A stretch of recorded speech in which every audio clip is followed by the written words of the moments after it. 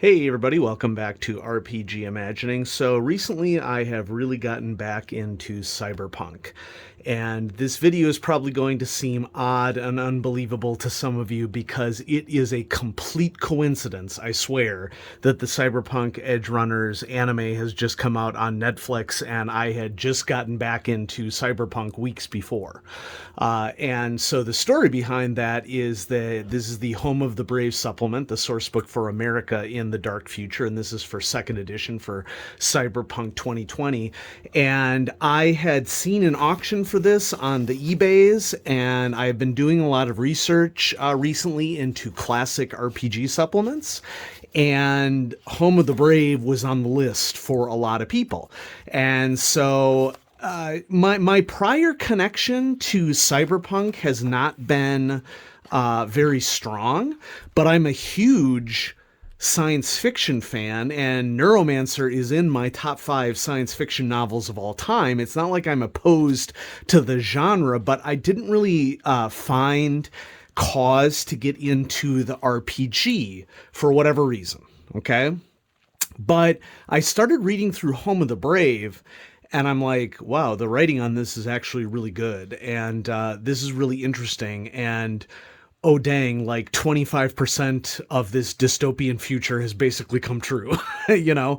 And I really started getting interesting in it because it paints a plausible future. And, another book that's on my list would be the Parable series, Parable of the Sowers and Parable of the Talents, putting forth a very bleak dystopian future, but with lots of elements of realism in it. And so I'm reading through Home of the Brave. This video is not about Home of the Brave, okay? That's just telling the initial story. I'm about halfway through Home of the Brave, and this is like a top 10 RPG supplement of all time situation for me. Maybe top 20, somewhere around there. The writing is really good. It's a really cool book. I would argue a must-have for a cyberpunk game that is being done outside of Night City, which I think most people will probably run within Night City, but it was really good. So I started buying up cyberpunk supplements, and one of the first ones that I got in the mail was Chromebook 1 and 2. So for those of you not in the know, Cyberpunk was created by R. Talzorian Games. Mike Pondsmith is the main founder of the Cyberpunk role-playing game. Started in '88, and from '90 to '95, there were 4 Chromebooks that were released. And sometime in the mid-2000s, they collected together 1 and 2 into a volume and 3 and 4 into a volume. And I want to do the video about Chromebooks because they are really good for any era of cyberpunk, in my opinion. Let me finish out the story real quick. So I had ordered more supplements, and then just like dorking around on Netflix, I saw that the Cyberpunk Edge Runners anime had just released. And I'm like, wow, I just recently got back into Cyberpunk. How did I miss this? And it was a complete coincidence. This video is not planned. Okay. I did not expect to get into Cyberpunk at the same time that the anime was coming out on Netflix. And so happy accident for me, because I've since ordered quite a few additional books, some directly from Ara Talzorian Games because they just had a Cyberpunk Red supplement release recently. At their warehouse, and also a lot of the classic 2020 stuff, of which I am now a huge fan. So it is a complete coincidence that Cyberpunk Edge Runners came out on Netflix. The series is good. I enjoyed it. Definitely R-rated. Definitely has both a cyberpunk world as created by Mike Pondsmith and a cyberpunk RPG feel. And I would also say that the series also gives off a really strong science fiction tropes vibe. There's like consequences of hard drug use in there. There's the question of humanity. loyalty, love. I mean, you name it. I liked it. It's a good series. I'd recommend that you check it out. Let's talk about Chromebook 1 and 2, though, because this is a really good example of what a lot of people would call fluff that I prefer to call flavor. That flavor is such a huge part of Cyberpunk, that I think that no matter what era you're running Cyberpunk in, these Chromebooks are really useful for them. Now, granted, there's going to be differences in technology and history that happen in different eras. So Cyberpunk First Edition was 2013, and then they advanced the timeline to 2020 in Second Edition. And then in 2005, there was a Cyberpunk 3.0 that happened like in, I don't know, like 2030 or something like that. Nobody seems to be a terribly big fan of that.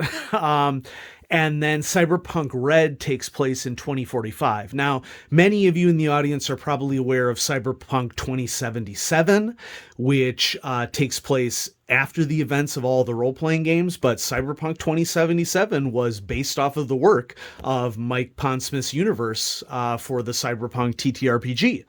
I don't remember exactly when the Cyberpunk Edgerunners anime comes out. I think it's a prequel to 2077, so I want to say that it takes place sometime in the 2050s or 2060s. You can look it up. It's not that big a deal.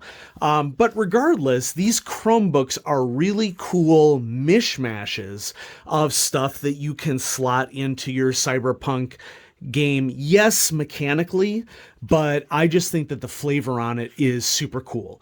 And so this book is a collection of the two books. Book 1 was released in 91, and the art in it is really cool. I love that from a layout perspective, the book is basically a catalog, like a future Sears catalog that is separated out into sections.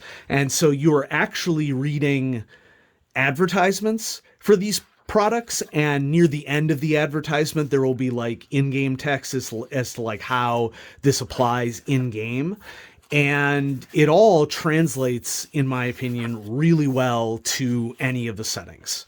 You'd want to define your time span for whatever Cyberpunk game that you're working in. I like 2020 and Red are both good eras. I enjoyed that TV series. I haven't played the video game because I don't have a machine capable of running it, but you learn a lot about different factions and the battle between the corporations in here. You get all sorts of cool, like, these are one of my favorite aspects of these books, that you get different cyber fingers that you can trick your fingers out to do like menial tasks, dart gun, lockpick, light pen, mini light, finger bomb, scissors / wire cutters, incorporate roller skates into your chrome feet. And so style is a huge element of this game.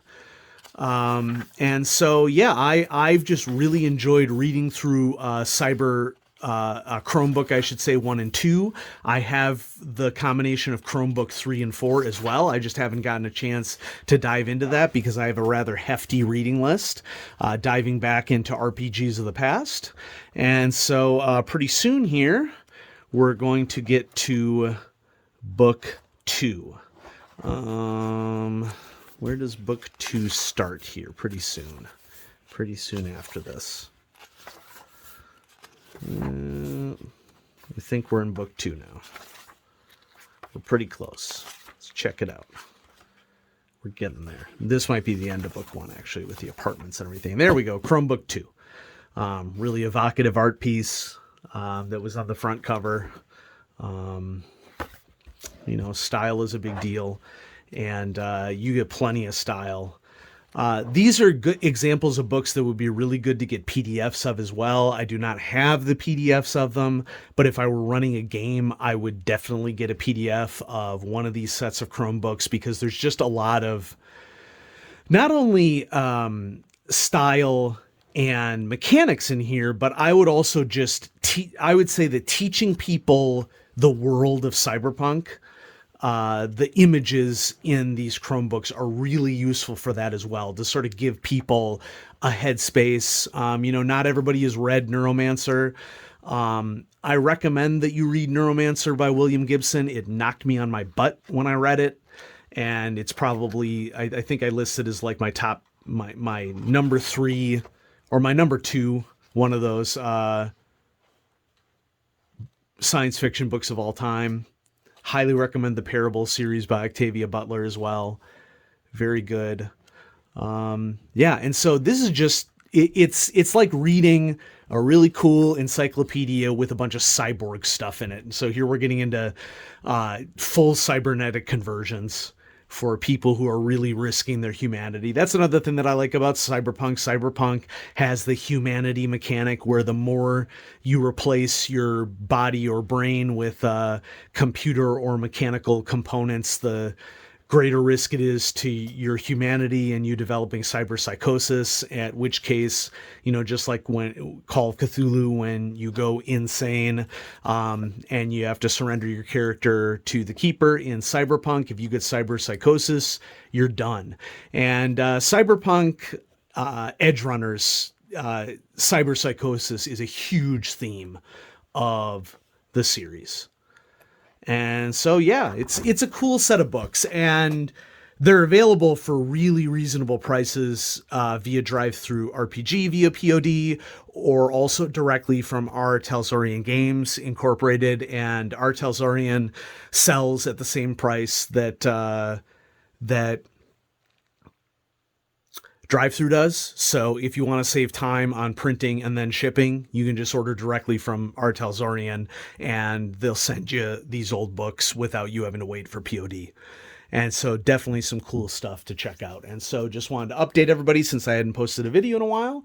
But there you go. I am getting back into Cyberpunk. Have a great day, chooms.